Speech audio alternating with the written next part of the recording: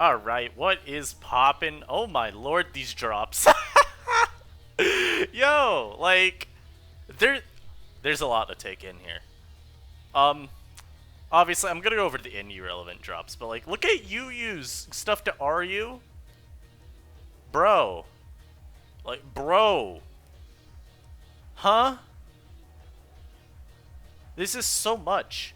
So both the Gallers went right back down to RU. Well, I say both the Gallers went back down. Slowbro Galar finally goes back down after at one point being discussed as like really ban-worthy in UU, which, hey man, calm mindsets were scary. But just bro, look at all these other bonds that are RU right now. Terrakion? Thunderous? Like, huh? Tangrowth back in RU? My god. And the scary part about this for NU coming into December, and I'll get to the actual drops for us eventually. We're gonna get we're gonna get like, you know, drop off stuff from this, or not drop off, trickle down. So like, will we get Heliolisk back? Which we had, you know, last gen? Will we get Delmise and Palisand? Are we truly just reverting to SMNU? Cause I mean, when you look when you look at the changes here, maybe we are. Anyhow, what's up? So the drops are pretty cool. I'll even cover some of these because I could explain why we lost some, or not lost, but dropped some stuff. I guess the important thing to start with is if you want, please like the video, subscribe if you haven't. Only anyhow. Oh god, I can see Discord as well, and I'm just reading what I'm being sent by a friend. Their team literally looks like SSNU from a few months ago. Oh my god, he's not wrong at all. That is literally an SSNU team from like May? Yeah, from May, except there's a Carbink and a Tangle on it. Anyhow, I'll cover the NUBL ones as well. All I have to say about them is it means we can't retest them until they drop back down. Now, RU, I think RU might be an alpha for the whole month. I don't know what they plan on doing in terms of when they're going to start like banning things, because I don't think they banned anything when the month started. But RU allowed Drizzle. Obviously, we banned Drizzle day one, but to see them take Kingdra is no surprise. Tyrantrum as well, I was not surprised at all to see them take, and Zygarde. That's really all I have to say. Arctivish leaving doesn't really do anything for our tier. Like, I say that. It's mostly going to affect ladder, I feel. I don't think I've seen a single, like, Hail team brought in NU Snake. And when I say Hail team, I don't mean Aurora Veil teams, right? When you've got, like, you know, maybe lead Auroras, an Aurora Veil, a Alolan Sandslash, and then 4 Sweepers. What I mean by these is I mean, like, what was being run at the end of October once they got Slush Rush. Where you'd see Hail Setter, usually Vanillix, you'd see a Fossil, usually Arctozolt, and you'd see like an Alolan Sandslash. So you get that Hail Core, and then you try to just build out the rest of the team to cover up for some defensive issues. With Arctivish leaving, I feel like those teams are pretty much, I'm not gonna say they're dead. I feel like we'll still see people try to run Beartic. Because admittedly, it's not even like the most defensive thing to want to put on a team. It's not, you know, particularly great, but it's definitely not like completely unusable to the point where if I see someone with a Beartic, I just go, oh, I have one. You know, I always feel like there's at least some chance for a Beartic to put in work. But no more fossils. I'm very happy to not have to deal with that. I think they were always kind of annoying to check. I didn't think Arctivish was nearly as good as Arctozolt, but it was still kind of annoying. Crobat leaving, that is just horrible for us. And by horrible, I mean, god damn it, that mon was so easy to put on literally any team that I wanted to put it on. It was the best defogger, probably one of the best pivots. Made Special Toxicroak one of the most depressing things to try to run in a tier. I feel like if you weren't physical with Stone Edge, it was so much harder to get run with Croak. Golbat will probably just step up to fill its shoes. I think Golbat Golbat had dropped to PU, but yeah, it's probably coming back to NU. But yeah, Crobat did a lot. It was also on a lot of people's teams just their Fastmon. Because Crobat was pretty much, I think it's just entirely unrivaled in speed, you could see some teams just forego a Scarfer entirely and just say, okay, Fastmon is Crobat, and then maybe also have something like a Whimsicott or a Sneasel if they wanted another Fastmon, but we didn't really see a lot of Scarf users. I felt like we had a lot of viable ones, but, you know, I don't think you were kicking yourself in the foot a whole bunch if you ran Crobat as your fastest Pokemon. I think it was reasonable. Losing it sucks, but I don't think it breaks the tier, and that's mostly because of some of the stuff that we got here. Ribombee leaving, that's honestly kind of negligible. I hadn't seen a lot of Ribombee anyhow, and I feel like it may have actually ended up dropping to PU. Did see it brought in Snake. I know we had a Webs on Webs matchup, so there was that. But Quiver Dance B had just really fallen out of favor, I felt.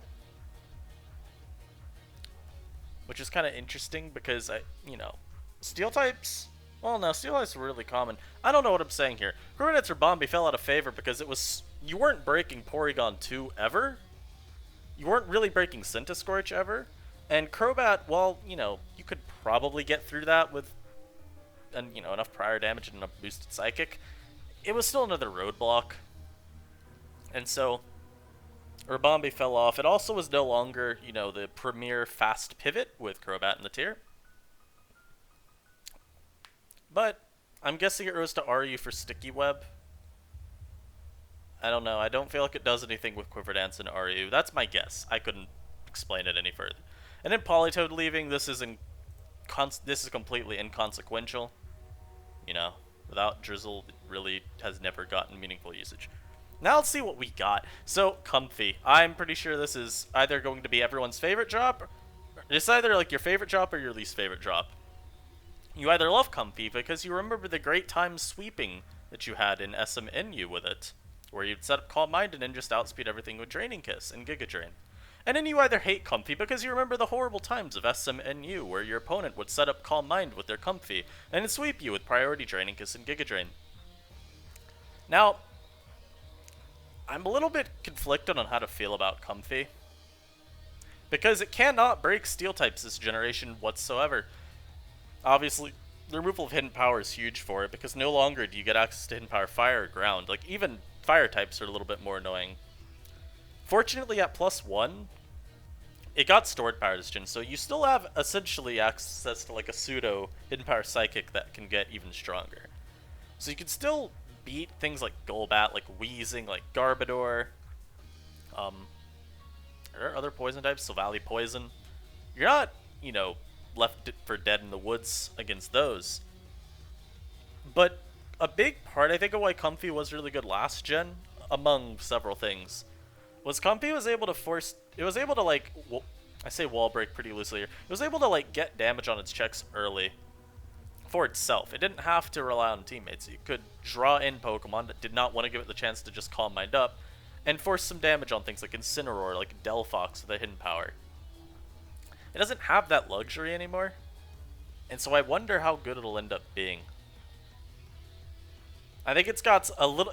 I feel like its potential has gone up because of Stored Power giving you so much more, like, snowballing if you get a lot of boosts.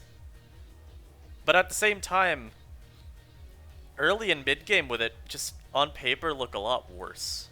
I guess not a lot worse, but noticeably worse.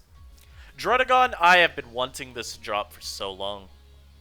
Finally, I can run a Stealth Rocker that's not Pharaoh Seed that also resists water and grass. Oh my lord, it's beautiful.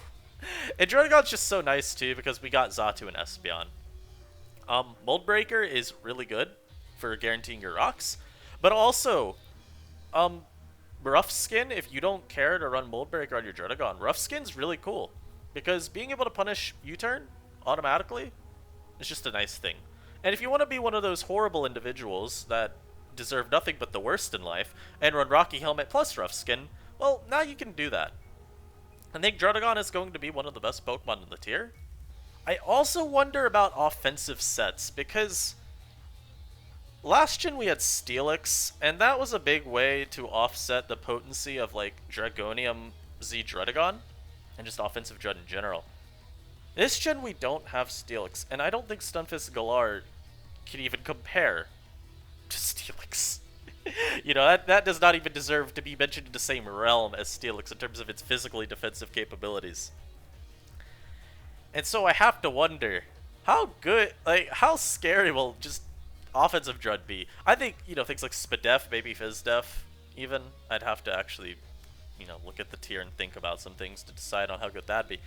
But, like, offensive Druddigon just sounds really, really scary. We got the God Horse back. Doesn't resist Dragon, by the way.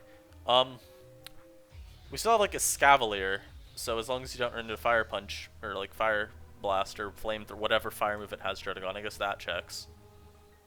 Rhydon probably checks? I don't know. Espeon is... I'm gonna cover the two Magic Bouncers, one after the other. Espeon's really cool. Again, I've been clamoring for another offensive Psychic type, and Mesprit has filled that role pretty admirably, but Espeon's just, like, so much better, I feel. I don't know. They kind of do different things. And by different things, I mean, I feel it's mostly in the utility area, where they aren't that similar. You know, Mesprit's more focused around potentially setting rocks, it can pivot, it can do Healing Wish stuff. I don't remember if Espeon gets Healing Wish, but I feel like most of Espeon's utility just comes through Magic Bounce. It's just so nice to be able to deny things like Toxics, like Hazards if you can aggressively bring in Espeon, like Taunts even. And Espeon's also just so much faster than Mesprit. I think Espeon's sitting at 110 base speed, if I'm remembering correctly. Yes, it's 110 because Jolteon's 130, but Espeon's also really fast, so that'd be 110. So Espeon's got 110 base speed. That's not enough to, you know, get it over the hump of, like, Sneasel and Whimsicott.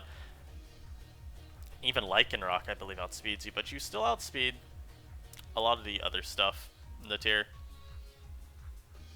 You're on the lower end of fast, but you're still fast.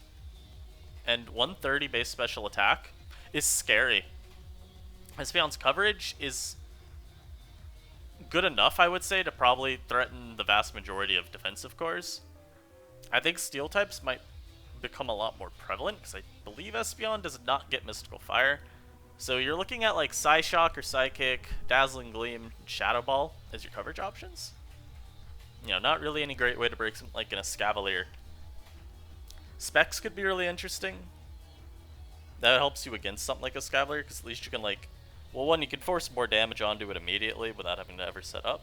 But two, you could trick it, and in a Scavalier without its leftovers, it's not gonna stay around forever. I think Espeon definitely has potential to be, like, too much for the tier, mostly because of how good it is offensively. We'll see. And in Xatu, I'm so happy we get Xatu because it's just, oh, it's time. No longer, and even Espeon does this, but Xatu particularly, no longer will you just freely set up Stealth Rock. No, you have to think. This is why I'm not sure on Stunfisk, Galar, and even Mudsdale's prospects in the tier. Because, like, I guess you could run offensive Mudsdale with, like, Rock Slide. That's probably good enough.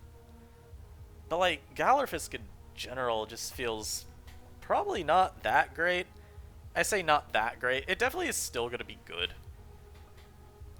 I say definitely. I think it'll probably still be good. But I don't know. You know, you got Mudsdale and Rhydon to compete with as a ground type. I feel like a Scavalier probably is what people would go to more frequently as a steel type, just because the Scavalier's better. I think Xatu does a lot to change the scope of the Hazards game, because it's just so easy to throw on any offense team and just say, no, you do not get to set your Hazards willy-nilly and stop me from pivoting. And I also wonder, will the addition of these two Magic Bounce users lead to people foregoing Boots a little bit more? I mean, like, Boots is such a great item that I feel even independent of having a bouncer on your team, you might still want it. But I think it does give you a little bit more leeway with your item choices on some Hazard Weak Pokemon. So maybe you see some more like Specs Magmortar, I don't know. That set slaps though. Try it out. That set slaps, it goes hard. And I guess I can cover Mudsdale next, because it kind of flows well after Xatu. I'm not convinced that Mudsdale is anywhere near as good as it was when we first had it. I think it probably is still pretty good. I see no reason for it to be like anything like near unviable. But S rank, I don't think so. I feel like with Xatu in the tier, more people might trend to Rhydon as their like ground type stealth rocker, because you can just beat Xatu right when it switches in. Always. You stone edge it and it's gone. At least with offensive Rhydon. Mudsdale does not have that luxury of that great matchup, and so I wonder how that'll interact, how those two will interact. The big issue for Rhydon when Mudsdale was originally here was just Mudsdale did what Rhydon wanted to do better, which was just be a fat ground type that still had a lot of offensive power. But now I wonder, does Rhydon just do that better? With Xatu, and even like, I'm not going to mention Espeon in that vein because, you know, it can get earthquaked. Xatu can. And so, that's an interesting thing to think about. And then we got Gigalith. I guess sand teams are more viable now. You're not trying to rely on little Hippo. We don't have... Okay, we have Stoutland, but we don't have Stoutland because, you know, it lost Return. It doesn't really have a good stab attack. And so I don't know if the sand teams of Gen 7 are going to really, like, be as scary in Gen 8. We still have something like, we still have like eject button water types if we want to run them, I suppose. We have things like Porygon 2 that can teleport into the breakers, and I assume those would be like Sandslash and Lycanroc. Tangela still exists as like a countermeasure. I don't think Tangela is the worst thing ever in the tier, especially with some of these drops. I think Tangela has a noticeable place. I think sand teams are something to watch out for. Then we get Inteleon. That just sounds dangerous. You know, I'm just thinking like that sniper set that Artie ran, Focus Energy, that sounds really scary. Does Vaporeon beat that? Does Porygon 2 beat that? I'm not sure. I really don't know what we have that handles that.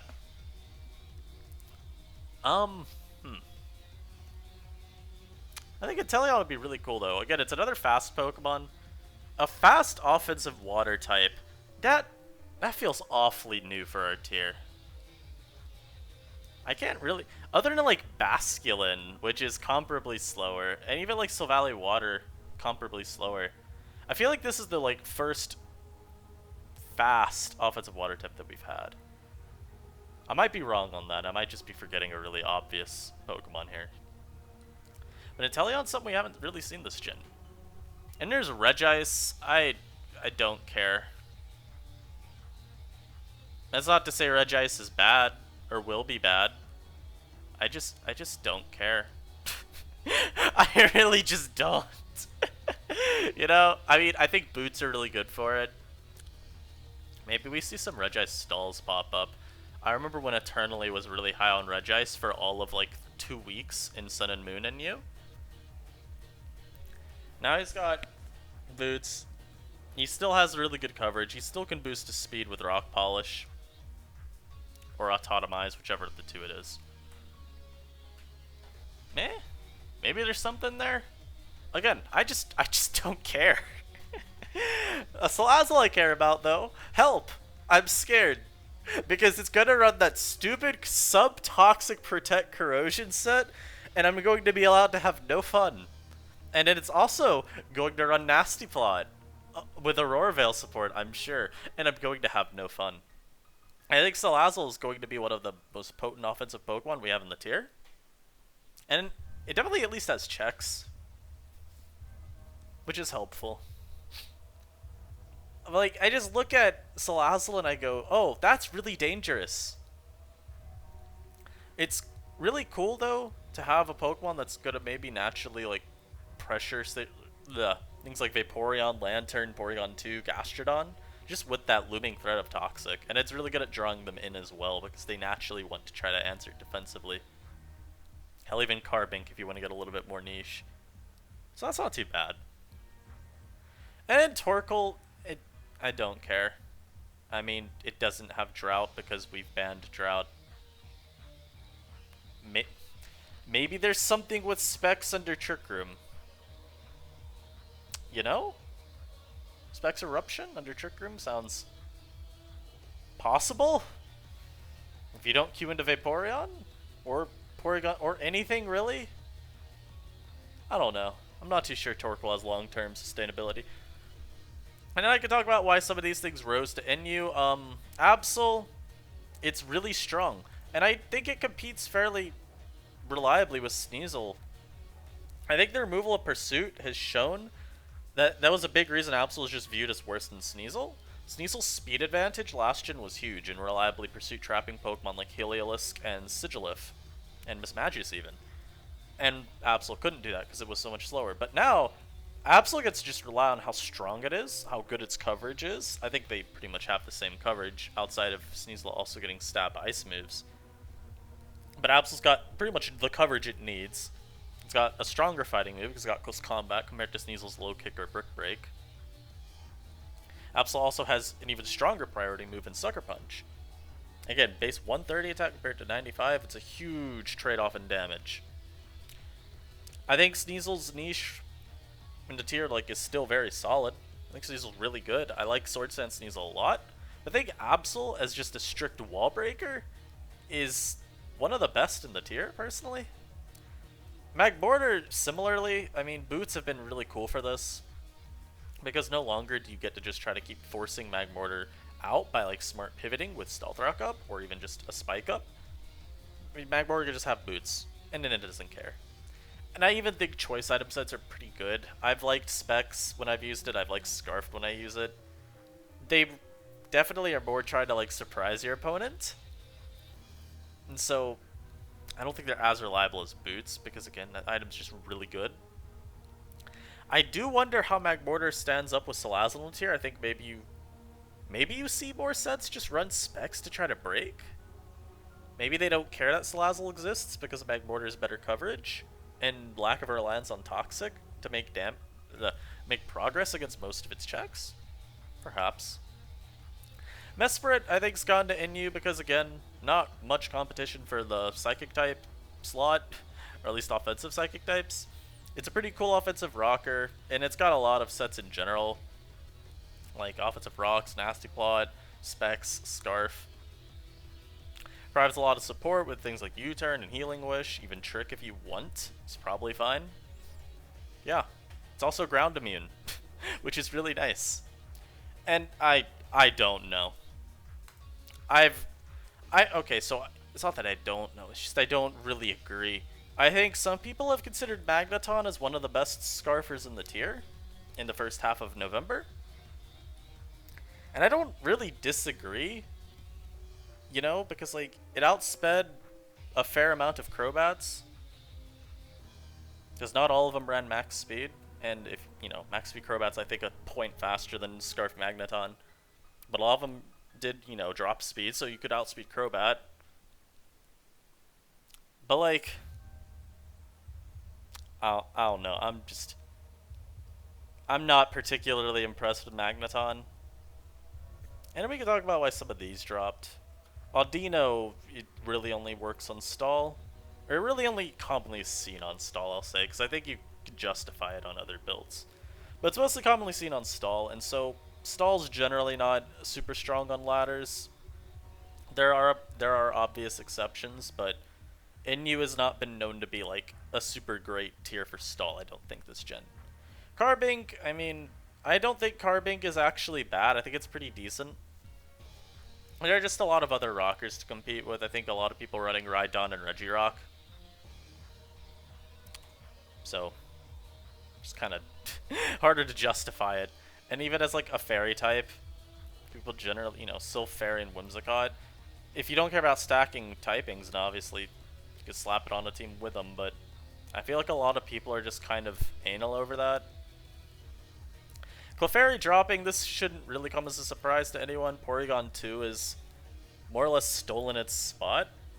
Is the premier just annoyingly specially defensive Pokemon. Fairy can absorb status, and so it's probably not like the worst thing ever, but meh. Drampa dropping also doesn't really shock me at all. Eggialola's, I think, strictly the better specs breaker, and in Duraludon even is like showing with more sets that people have been experimenting with it, that it might just be better than Drampa in general. And with Porygon 2 around, Drampa's just not... Like, Drampa's best way of breaking Porygon 2 is like Focus Blast. Or, God, like, it's just not good. It's not a matchup you want to go for. I think Drampa's just a lot less reliable as a breaker. I think it does do some cool stuff defensively, like its typing's really nice for all that it offers. It's just not enough. Garbodor dropping, I'm not really shocked. I haven't seen much Garbodor. I feel like people were going to Weezing more if they wanted a Poison-type Hazard setter, because Weezing could at least burn Crobat. I wouldn't be surprised to see Garbodor come back into the like spotlight in Inyu eventually. And by back into the spotlight, I mean like get used again. Meh. Golbat dropped. This is only really because of Crobat existing in the tier. I think Golbat would have been used to some reasonable degree otherwise. Lycanroc, I'm a little shocked by this because I think Lycan's pretty good. But there are other fast breakers in Inyu, especially now. And the rockers that we have are generally competent answers. You've been seeing, like, you know, Rhydon is okay, at least if you switch into Stone Edges. I think Regirock also is avoiding a 2-hit KO from Stone Edge. There's a lot of physically defensive Gastrodon. Runorigus even's getting some usage.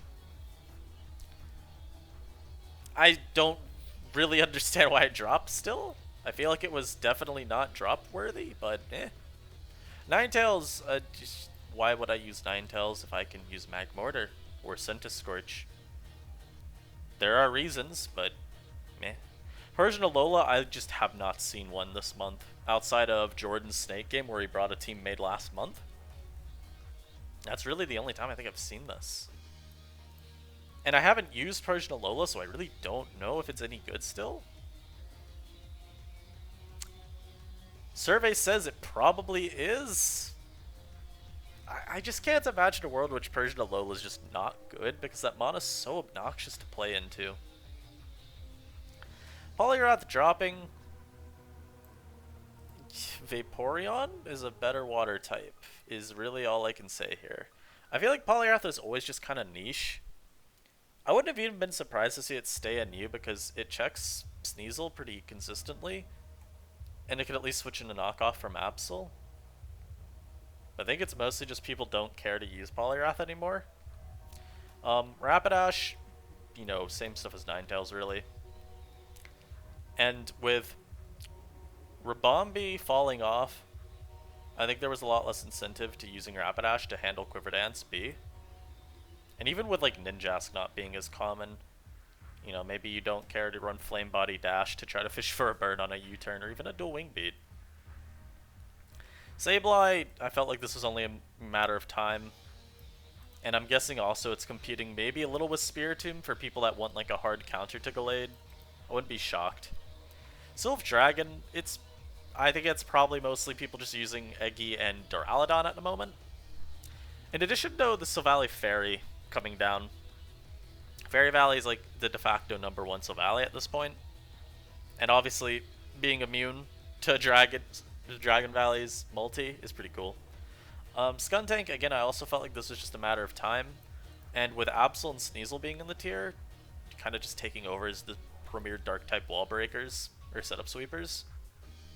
It removes a lot of what Skuntank can do. And we have Spiritomb dropping. I didn't see much of it, so I'm not really too high or too low on it. I think there's some merit to Crotomb.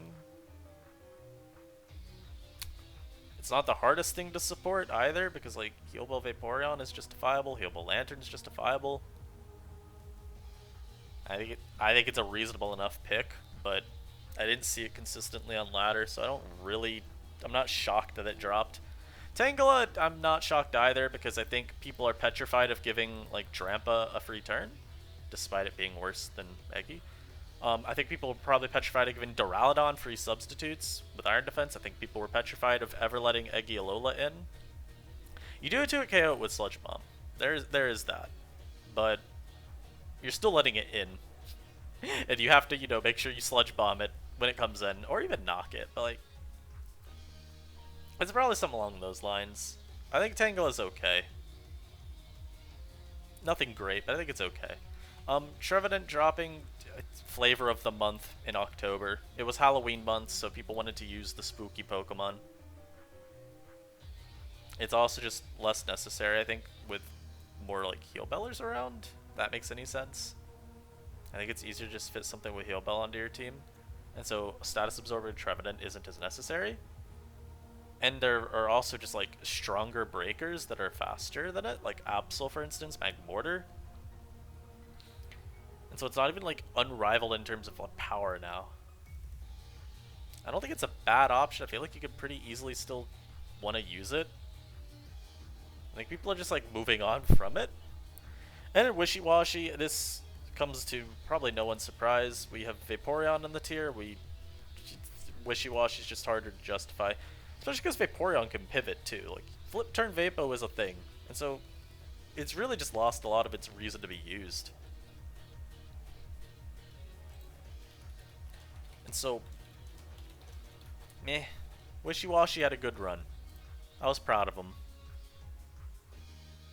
And I don't think there's really anything else down here, right? There's some Pokemon for the Pio. Some things getting in a feed. Some things going to ZU. Mr. Rhyme. Oh dear god. This man's just called Pio an ugly tier. Anything else drop that I think is just super shocking? Oh yeah, we'll get Malamar back next month, maybe, if they let us have our horrible Pokemon back. Yay! Oh, I see. Conkeldurr in UU. Yeah, that sounds like a terrible timeline. Wow. Entei back to RU? That's normal. Diancie? Please give us Diancie. Is that too much to ask for? Can I have Diancie back this gen? I really want Diancie. SM NU with Diancie in it was the best NU ever was that gen. And I will not let you disagree with me. Oh, Kyurem is an RU. Oh, well that's quirky and unusual. Hehe XD. Wow. Anyhow, RU looks like a scary time, but NU, I like these shifts. Losing Crobat's mildly obnoxious, but I think we got options to at least fill the void. In terms of like fast Pokemon, hazard removal / prevention. I think also, again, Golbat's a semi-linear replacement. Semi being used because obviously Golbat can't even begin to fill the shoes of Crobat, but it's not the worst option to have to fall back on. I hope you guys are hyped, though, for this next 2-week period, with whatever tier you want to play, really. I'm pretty happy. I feel like Aurora Veil might be... I think Aurora Veil's reaching its time to get nuked. Oh no, we're getting even more good Aurora Veil teammates, you know? We got, like, Druddigon is another... Druddigon is a very possible offensive rocker, I think, on those teams, if you wanted to run, like, Aurora Veil on your Aurorus. You've now got a, like, great offensive rocker. You got Comfy as a setup sweeper on these teams. That's just... I'm petrified. You know, Nasty Paw Salazzle, maybe you could see Focus Energy Inteleon on those builds. Don't know if you would. For what it's worth, Gigalith is a good countermeasure to Aurora Veil, though. So I guess depending on if Gigalith remains in the tier, you know, maybe Aurora Veil becomes justifiable to keep if you just want to say, oh look, we can prevent them from ever setting Aurora Veil. You know, what if we unbanned Drought and said, oh look, now here's 2 Weathers. I think at that point you're just, you know, really reaching for reasons to keep Aurora Veil, but hey. While we got some more things to make Aurora Veil good, I can't really ignore that this is also a detriment to Aurora Veil. Leave your thoughts down below in the shifts. I'm pretty happy, and I hope you are happy throughout the rest of your day, your evening, your morning, your night, your Tuesday, whatever. I don't like time. But I hope that your time is great, and I'll see you guys next time. Peace.